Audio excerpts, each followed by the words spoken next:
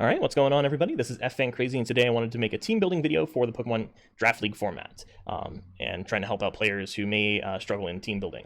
So, a preface for this: my goal is to show how I personally team build every week. This is primarily aimed at less experienced drafters and players. So, if you're a more experienced player, some of these things may seem super obvious to you, or maybe run contrary to how you personally team build. I'm not trying to pretend I'm the most accomplished player or drafter, but this is just how I approach things, and I think it can help some less experienced players. So my team building philosophy is I approach team building in one of two ways: either reactive team building or proactive team building. And reactive team building is where you start by looking at what your opponent's best things that they have are and looking at how your team can potentially stop those things. And then proactive is the opposite. You look at the best things that your team can do and how to enable them to beat your opponent's best defensive options. This is a bit of a spectrum, though, so you're not necessarily going to be building only one way or the other. You're usually going to be using elements of both approaches even during the same week. It may be a little bit more one way or the other, one week or another, or with one team type or another team type. But you will generally use elements of both every time you team build.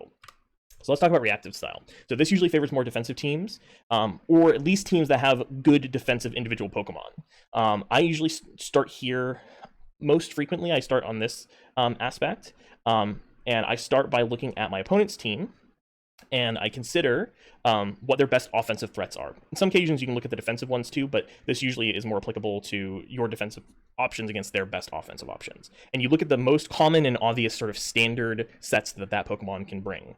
A good shortcut for this, by the way, is to look at your opponent's highest tier or highest point value Pokemon, and then look for the offensive threats among those, because those are very frequently going to come to every match, or at least many of their matches, because they paid a high premium for them in the draft, obviously. So another thing you really want to consider is which of your opponent's Pokemon have sets that you will struggle to deal with among their sort of like default sets that you might find on, say, Smogon. Because you need to consider if you need to approach this reactively still, maybe you don't, or you may need to get a bit creative when you're team building. And then from there, I look on my team and I try to find, of those common Pokemon sets that my opponent can run on their best offensive Pokemon, what defensive options do I have to either check or counter those things. So, important. If you're going to check your opponent's Pokemon, you not only have to be able to, beat that Pokemon in the best case scenario, you also have to be able to do it in the worst case scenario, which usually means that you're switching in to the opposing Pokemon, and you're then able to win the 1v1 after taking hit. And this means that from switching in, you could potentially indefinitely heal all the damage that Pokemon could deal to your defensive Pokemon, which neutralizes it. Or it means that you can take a few hits and then threaten the opposing Pokemon out. So this either means that you have an offensive move that might force them to go out, like a coverage move, or your stab move might threaten it out. Or you might have a status move like Toxic or Will-O-Wisp that can neuter the Pokemon if they stay in. Or you might have a phasing move like Roar, Dragon Tail, or Haze that will stop their setup. So a common mistake that people will make is assuming that just because your Pokemon knocks their Pokemon out, that it's a counter to it. You got to realize that you have to be able to come in against your opponent Pokemon. Come in against your opponent's Pokemon. It's not just if you're both in at the same time on the same turn. And if you make the mistake of thinking that this is a check, you might switch a Pokemon in and you get KO'd before you can actually kill the opposing Pokemon. Now, these Pokemon can still be valuable as revenge killers, but they're not a primary check when you're building in a reactive manner. They can supplement your better defensive option as a revenge killer, but they're not the primary way to deal with it. Another thing to consider is that it's very rare to have a true counter, mostly because a lot of defensive checks require having full health to reliably stop an offensive threat. And just because you aren't 2-hit KO doesn't mean you can check the opponent's Pokemon the entire game if you have no way of recovering your health. So defensive Pokemon that don't have recovery themselves or have wish support from a teammate, you either need to have a backup plan if those Pokemon go down during the match, or the Pokemon themselves have to provide some other sort of utility to your game plan, such as entry hazards or some sort of offensive pressure themselves. So let's look at a few examples. So we'll start here on my document here. And so this is the team build. The top team is mine. The bottom team was my opponent's. And right off the bat, the first thing I noticed was this Melmetal. Melmetal is the biggest offensive threat that my opponent had, in my opinion, that week. So I looked at a few options. I looked at, for example, Magneton and Hitmontop, which can, intimidate plus fighting type is pretty good, or Magnet Pull is decent against a steel type. But in those instances, neither Pokemon were solid enough defensively to actually check the Melmetal. They got 2-hit KO'd, for example, by some moves. So in that instance, I turned to my Rotom Heat. So this is the set that I ended up going with. So Rotom Heat, in this instance, what are the benefits of this set? Well, it can tank Choice Banded Double Iron Bash from Melmetal, which is the highest damage move that they're likely to just spam. It has an okay recovery option in Pain Split, which will allow it to keep itself alive and continue to check the Melmetal during the course of the game. Even if it's not the best option, it does at least supplement it staying alive. That also is benefited by the fact that you have Overheat, which can force the Melmetal out, which gives you more opportunities to Pain Split yourself back to higher health. And then lastly, you have a lot of utility with this in Volt Switch and Defog, which helps you with other aspects of the team, because Volt Switch has momentum for your team, and then Defog obviously clears hazards.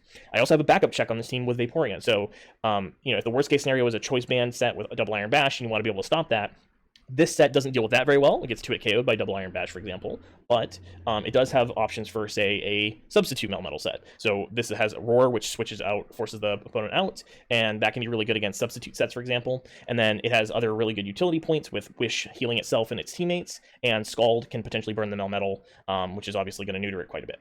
So that's a good example of a reactive team build. So the second thing here is example 2.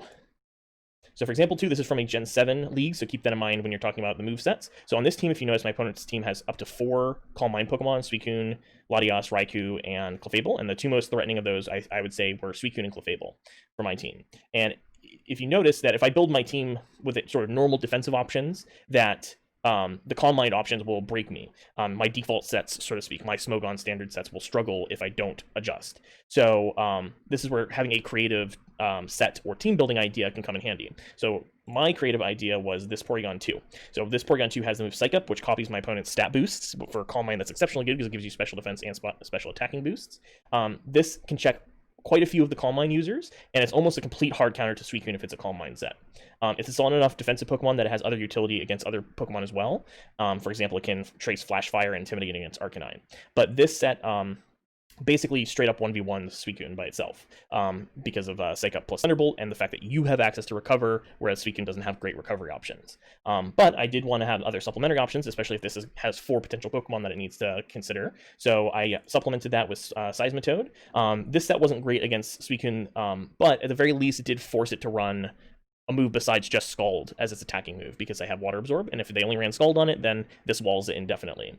This also has other utility against the rest of their team because it has Stealth Rock for hazard, and then also, if you remember back to their team, it can come in against things like Talonflame, Arcanine, and Crocodile, and Probopass as well, so it has other utility besides just the Suicune backup plan. And then lastly, I had Neolego. Assault Vest was very, very good on this set because it has a good special bulk anyways.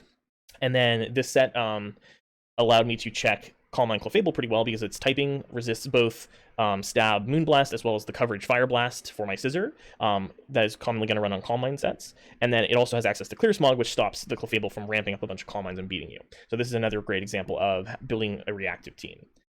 All right, so from here, so to sort of wrap up this, unless your team is completely on the stall end of the spectrum, this is just usually a starting point for team building. You still need to find a way to actually win the game yourself. This is where I recommend some inexperienced players start when you're team building. I usually start from reactive because it prevents you from getting completely blown out by common movesets from your opponent's main threats.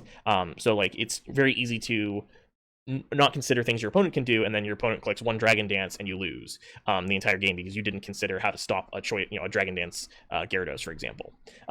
And even though the examples I showed you were countering offensive threats, you can apply this same logic if your opponent has an incredibly potent defensive Pokemon that you can't beat very easily. So for example, you can come up with a set that uses moves like Taunt or Trick or Encore, or maybe you have some sort of offensive setup move that you can either stall break your opponent or wall break them with your own offensive threat. And you can aim to specifically beat that Pokemon in that way. All right, so the next thing on the list here is proactive. So proactive style is enabling your own team's strengths. So this favors, whereas the previous style favored defensive teams, this style favors teams with great wall breakers and cleaners, and matchups in particular where you may have an offensive threat that your opponent can't beat very easily. So maybe you show up and you realize, man, my opponent can't beat Calm Mind Clefable very easily because they don't have a great check to it. Maybe you want to be looking at enabling your Suicune that week. You may also look to this style if you realize that you can't win defensively against your opponent. Maybe you don't have a good check to their best offensive threats, so that you need to say, okay, well, I can't just sit back and let them use their really good offensive threats because none of my Pokemon can survive multiple hits over the course of a long game, so I'm going to be proactive instead of reactive. So the way that you would start here is the opposite. You would start by looking at your team's best offensive threats and look at the most obvious sets they can run, and then check your opponent's team to see if just on those obvious and easy sets, again, going to like something like Smogon, for example, if they have a way to easily check those. And if they don't, then those are the Pokemon you want to be looking to enable. And then identify Pokemon that your opponent has few or no hard checks to if they don't run some sort of creative set, and start there. So proactive style means you're having a game plan. So if you find one or more Pokemon on your team that has a potential to sweep your opponent, and you can find a set that can beat the most common configuration of your opponent's team, and this may include, some weird coverage moves, for example, and you want to also have a plan on how you can get your win conditions set up. So important, if you're going to be using, say, a setup sweeper, you want to have a way that you can successfully click your setup move and actually survive. This includes finding one or more Pokemon your opponent is likely to bring that you can set up against. I personally call this a mark. So, I'll say, oh, I want to set up my Suicune against their I want to set it up against their fire type, for example, because their fire type probably can't do enough damage to me to stop me from setting up.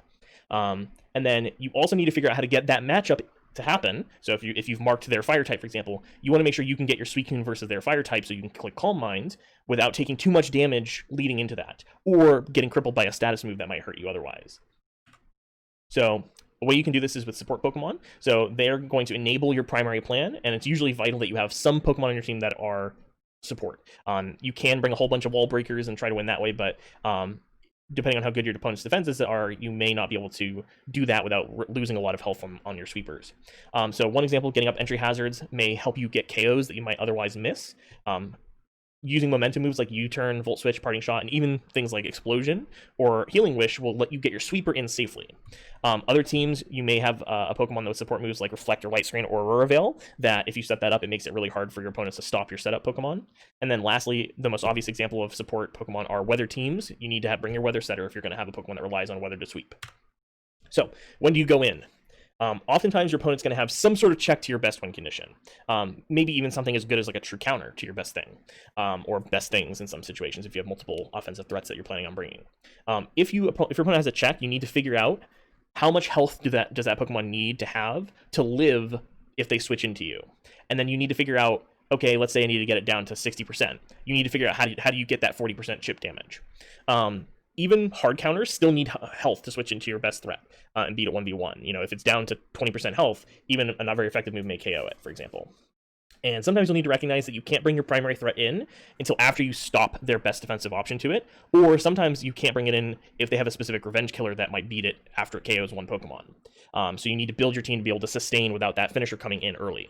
Also, a good way to supplement your primary option for attacking is trapping. If you have things like Arena Trap, Dugtrio, Magnet Pull, Magneton, or Magnezone, or even something like Whirlpool or Infestation on the right moveset, or if you're in older generations where cut moves are allowed, Pursuit, these are ways of stopping specific defensive counters to your main proactive game plan. So let's go to the examples here. So example 3.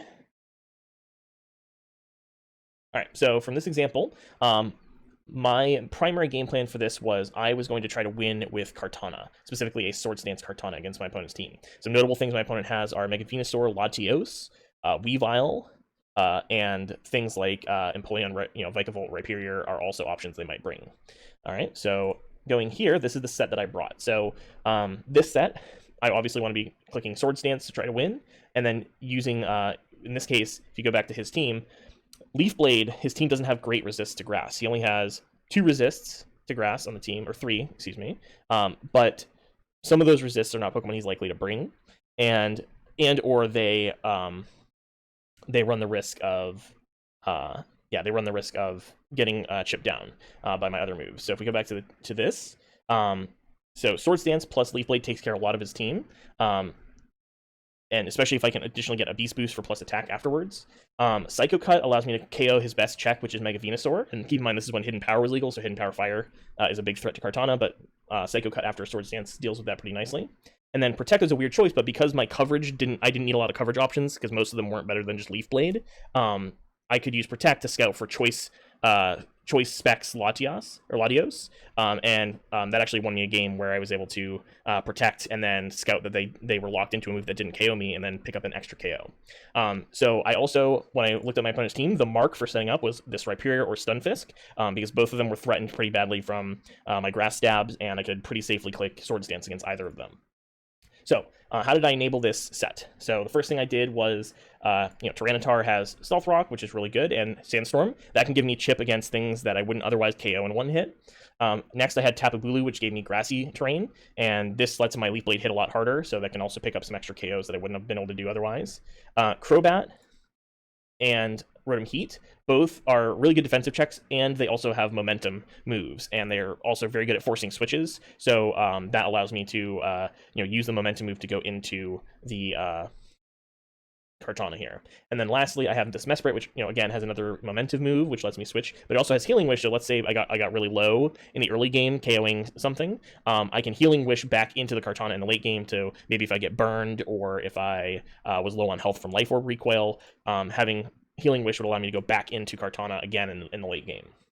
So the next example I can show you, this will be the last example I have, is this matchup. So in this matchup, the biggest thing was that when I was building originally for this matchup, I was building there shouldn't be 2 Garbodors here. This should be Haunter. Okay, well, they're all there. I'm not sure what the second Garbodor was supposed to be, but regardless. But looking at my opponent's team, the biggest problem I was having is I was originally trying to build reactively, but I couldn't defensively check Haxorus, Primarina, and Rotom Sand or Excadrill in the sand from Hippowdon. So as a result, I turned to a proactive game plan instead. So my main goal was to set up my Mew, and I'll show you the set. My main game plan was to set up this Mew to win. So this Mew is really weird looking because it has all sorts of weird moves that you wouldn't normally run.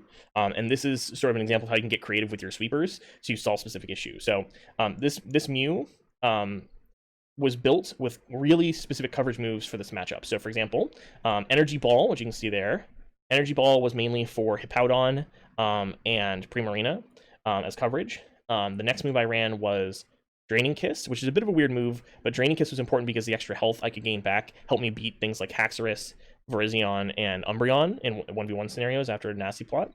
And then the last move I had, which is Vacuum Wave, which is again not a move you'd normally use, but it was specifically to help beat Excadrill in the sand because it obviously gets the double speed. So this set was very specifically crafted for my opponent's team, and you would almost never see a Mew set that looked anything like this in a Smogon OU matchup, for example, ever, because these moves are not the most efficient moves against a broad spectrum of opponents, but in this matchup they were very specifically crafted to win.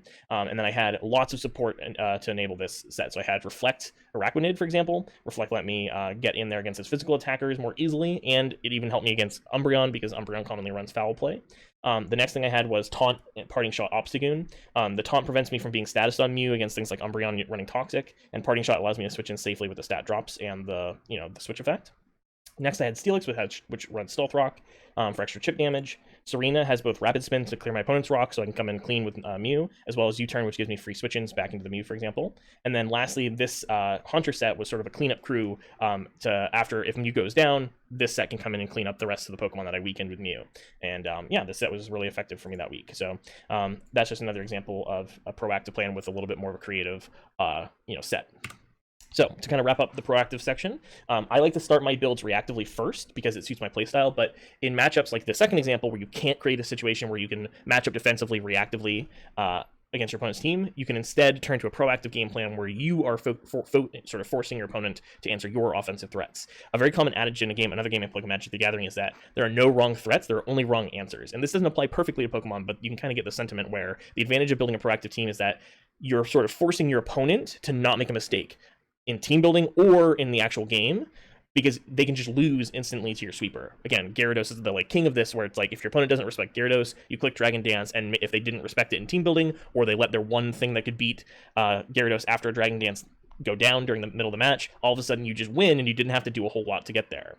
And again, you don't need to use exclusively one or the other approaches. In fact, a lot of my successful teams will use a mix of both, setting up defensive options so I don't lose, and then moving in the late game to an offensive threat to seal the game.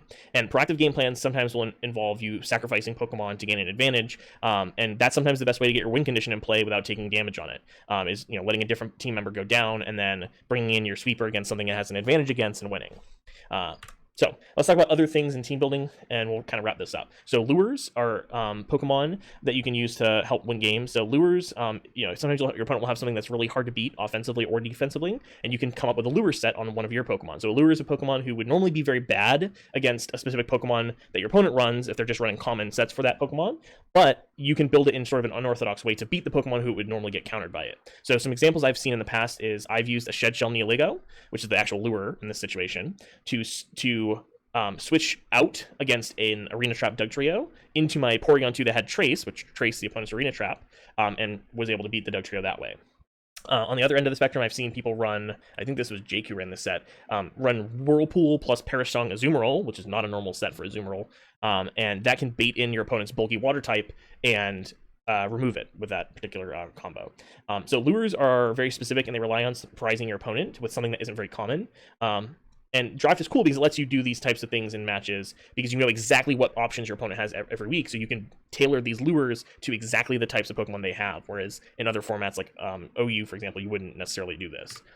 Hazards. So hazards are incredibly important, especially Stealth Rock. In almost every matchup, you want a Pokemon on your team that will use Stealth Rock because it does so much damage over the course of the game, and it's just incredibly important. The other hazards, so spikes, sticky webs, and toxic spikes, aren't mandatory, but if you have a specific game plan that can use those other hazards, they can be really, really potent also. And then additionally, unless you have a reason not to, you'll almost always want to have a Pokemon on your team that can run Defog or Rapid Spin to stop your opponent's hazards, especially if you're weak to a specific one in the matchup. So for example, if your primary sweeper is like, a Charizard, for example, well, Charizard, it can run heavy duty boots, but maybe you need to run Life Orb that week because your Life Orb gets you extra damage. Well, if you don't have Defog or Rapid Spin, your Charizard's going to lose a lot of the time because it's going to be hit by Stealth Rock and take half its health. So unless you have a very specific reason you don't want to, you almost always want to be running Defog or Rapid Spin to control the hazards.